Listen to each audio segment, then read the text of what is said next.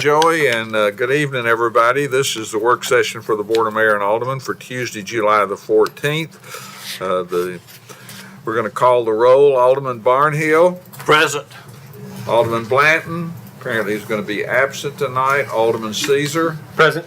Alderman Peterson. Here. Alderman Berger, I understand, is going to be late. Alderman Brown. Present. Alderman Potts. Present. And Vice Mayor Baggett. Present. And the mayor is here. So next is citizen comments for items that are not on the agenda. I have speaker cards, but they all have items that are on the agenda, so we'll keep moving forward. We've got 2 event permits tonight. We're going to consider Centennial High School Homecoming Parade and the Franklin Classic sponsored by Mercy Community Healthcare. Is there any questions about those? Seeing none, we'll keep moving along. We'll go to item number 3, which is ordinance 2026-14 to reappoint Jessica Bourne as city judge for the city court of Franklin, Tennessee. Mr. Stuckey?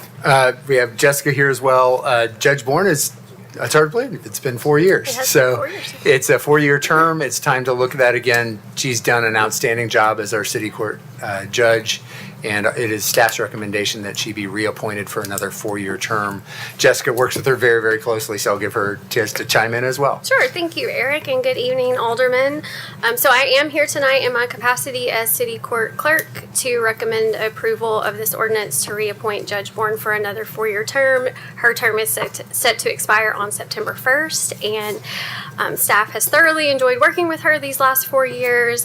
She receives a lot of compliments from the defendants that appear before her, which is not necessarily always the case for someone coming to city court, but they find her calm demeanor and her educational approach to city court to make it a pleasant experience, and she has expressed a desire to continue serving, so staff is recommending approval of this ordinance. Okay, any questions or comments? Thank you.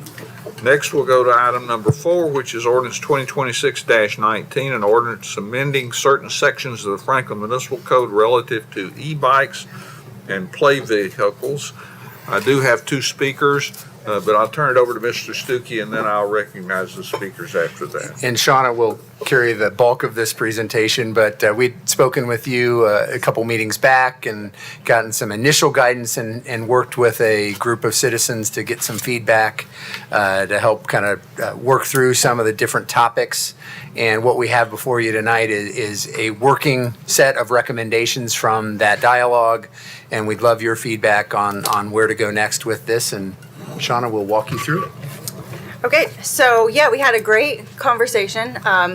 As it is in the summer, we had some people that couldn't make it, unfortunately, but from that conversation, I think we came up with a pretty good working start for an ordinance. This is, again, up for discussion and comment.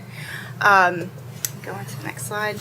Again, the purpose of us looking at our municipal code now is to establish some clear regulations on bicycles. We now have the authority by state law to be able to do that. We talked before that scooters and some play vehicles actually aren't even allowed, and I know that's not the intent of the city or why we're building multi-use paths.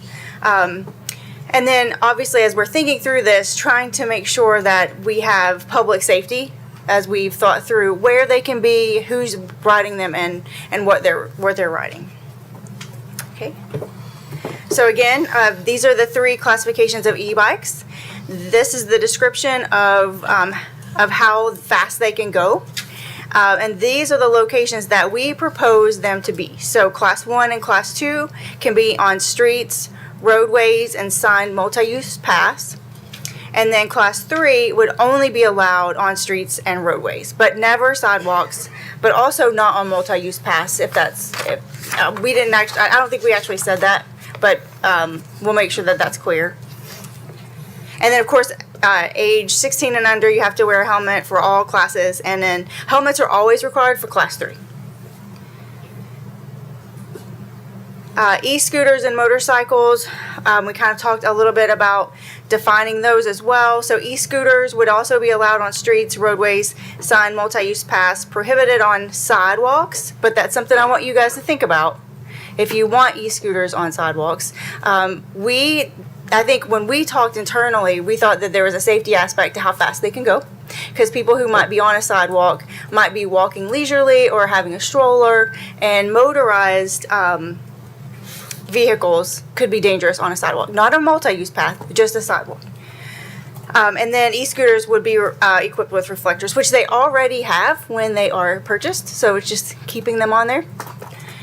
Motorcycles and e-motorcycles, the way we're addressing this, the state law already provides for motorcycles and e-motorcycles, so we're saying we just follow the law. Again, operators must be 16 or older to ride. They do require a license. Helmets are always required, and any violations would be subject to state law citations. The others might be municipal court, but motorcycles are a state law issue. Again, play vehicles were not really allowed in the city, so what we propose is to allow all play vehicles on public streets, roadways, and sidewalks, and prohibiting them still in public buildings, public places, and our garages. So you can't roller skate in the garage, down, if someone might want to do that. And I'm sure they would.